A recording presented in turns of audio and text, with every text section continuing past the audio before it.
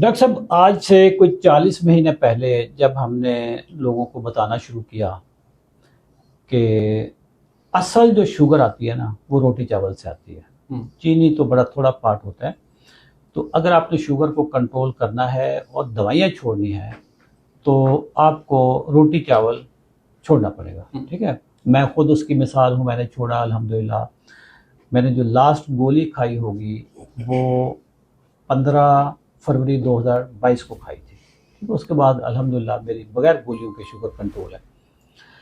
जब हमने ये प्रोग्राम स्टार्ट किए तो एक डॉक्टर हैं, उन्होंने, उनकी पता नहीं प्रैक्टिस कम होगी या क्या है, उन्होंने देखा कि यार ज़रा ना, है वो भी मार्केटिंग के एक्सपर्ट हैं, ठीक है डॉक्टर, लेकिन पीछे मार्केटिंग बहुत चलती है। उन्होंने फेसबुक पे, यूट्यूब पे बोलना शुरू कर दिया कि जी रोटी चावल नहीं छोड़ना, मैं रोटी चावल खिला के लोगों का HbA1c 14 से 7 पे ले आता हूँ। सर, आप भी सारा दिन प्रैक्टिस करते हैं, 90 डेज चैलेंज को आप चलाते हैं, आप मुझे बताएं रोटी चावल खिला के कोई डॉक्टर क्या HbA1c 14 से 6 पे 7 पे ला सकता है?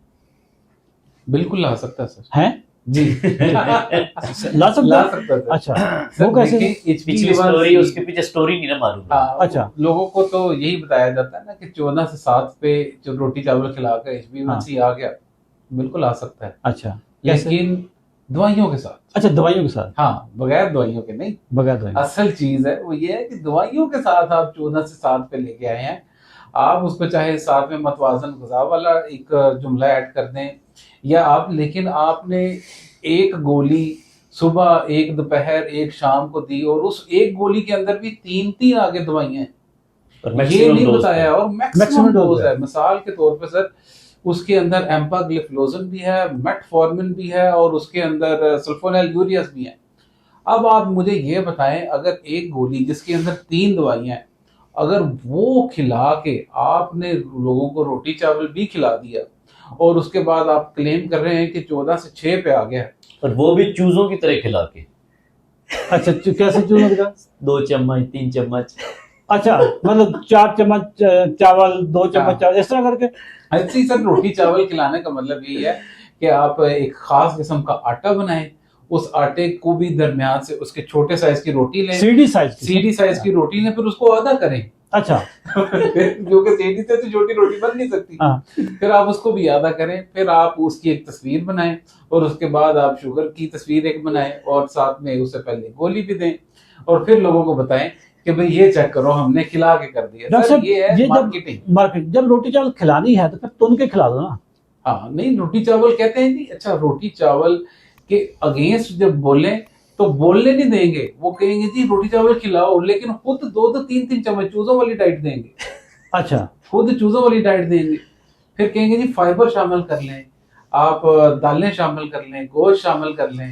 डॉक्टर साहब, अगर मैं नाश्ते में पराठा खाऊं, ठीक है, अच्छा, वो बलदार वलामेदार पराठा होता है, उस पराठे खाने से पहले मैं अगर एमरल गैट्रल 2 mg पहले खा लूं, पराठा खाने के बाद मैं 500 mg या 850 mg मेटफॉर्मिन ले लूं, ग्लूकोफेज ले लूं, और साथ ही मैं 10 mg या 12.5 mg में एम्पाग्लाइफ्लोजन ले लूं, 3 गोली मेरी हो गई। सर, ये पराठा तो मुझे कुछ भी नहीं कहेगा? कुछ भी नहीं कहेगा।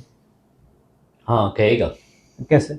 सर, जो गोलियां खाई हैं, हाँ, उनके साइड इफेक्ट अपनी जगह, और जो शुगर जिस्म में गई है, वो जो गोलियों ने कहीं ना कहीं ठिकाने लगाई है, हाँ, तो उसका इफेक्ट तो आना है आपको। उसका इफेक्ट तो आना है। उसका इफेक्ट ऐसे अच्छा, ये वाला पार्ट नहीं बताते डॉक्टर? उसका इफेक्ट मैं बताता सर, हूं। उसमें सर देखिए, जो शुगर आपके जिस्म में ये गई है एक्स्ट्रा, इसने अब क्या करना है? इसने अब ट्राइग्लिसराइड बढ़ाने हैं, हाँ, इसने वेट गेन करवाना है, इसने ब्लड प्रेशर बढ़ाना है, ओवरऑल वेट गेन करवाना है, फैटी लिवर करवाना है।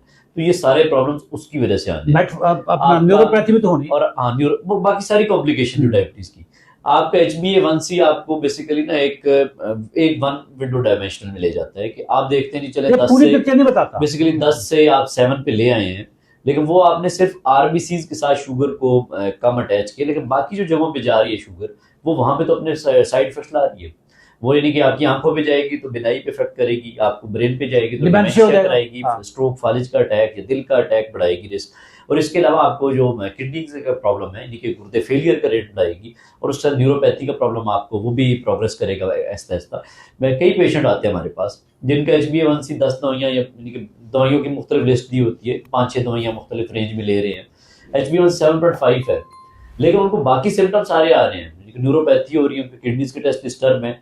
अब एक HbA1c का हम अगर ट्रीटमेंट करना शुरू हो जाए, फिर तो आप 4 दवाइयां दे के उसको नीचे ले आए, बिल्कुल हो जाएगा सर। ये लोगों को धोखा दें कि आपका HbA1c क्योंकि नीचे आ गया, आपकी शुगर तो बहुत अच्छी कंट्रोल है, लेकिन बाकी कॉम्प्लिकेशन कौन मैनेज करेगा?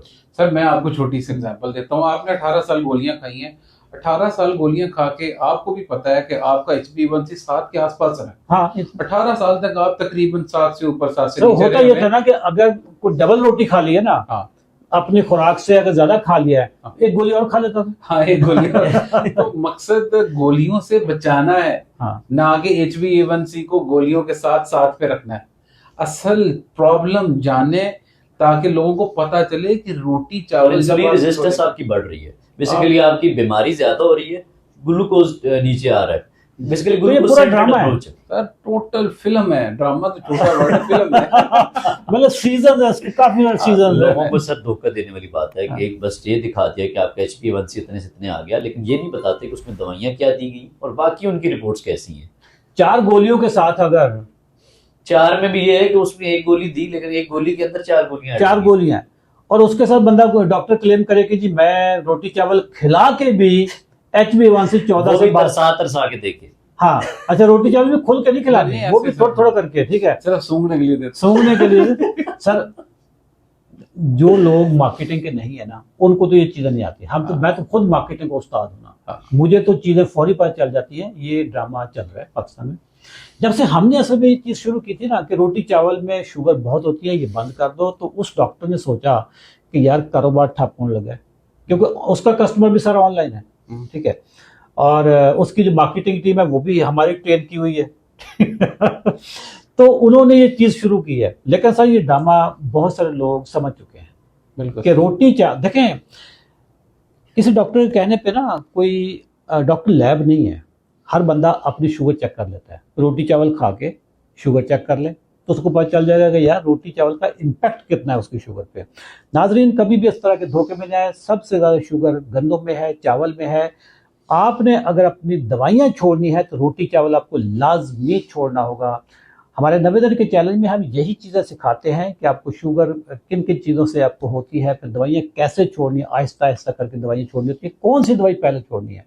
आपने सल्फोनिल यूरिया पहले छोड़नी है, मेटफॉर्मिन पहले छोड़नी है, आपने एम्पाग्लाइफ्लोजन पहले छोड़नी है। छोड़ भी सकते हैं या नहीं छोड़ सकते। मोटा आदमी है तो उसको कौन सी गोली पहले छुड़वानी है, पतला आदमी है तो उसको कौन सी गोली छुड़वानी है, कोई हार्ट का पेशेंट है, किडनी का पेशेंट है तो कौन सी गोली लगानी है, कौन सी छुड़वानी है, ये सारा काम टेक्निकल है, ये डॉक्टर करते हैं। 90 दिन के प्रोग्राम में शामिल होने के लिए कमेंट सेक्शन में 90 लिखें, हमारी टीम आपसे रब्ता करेगी। और इस वीडियो को देख के यहीं पे छोड़ नहीं देना, इसका लिंक उठाएं, व्हाट्सएप के सारे ग्रुपों में, अपने जहाँ जहाँ पे भी आपके दोस्त हैं सब में ग्रुपों में डालें, ताकि ये मैसेज बाकी लोगों तक भी पहुँच सके। थैंक यू, अल्लाह हाफिज़।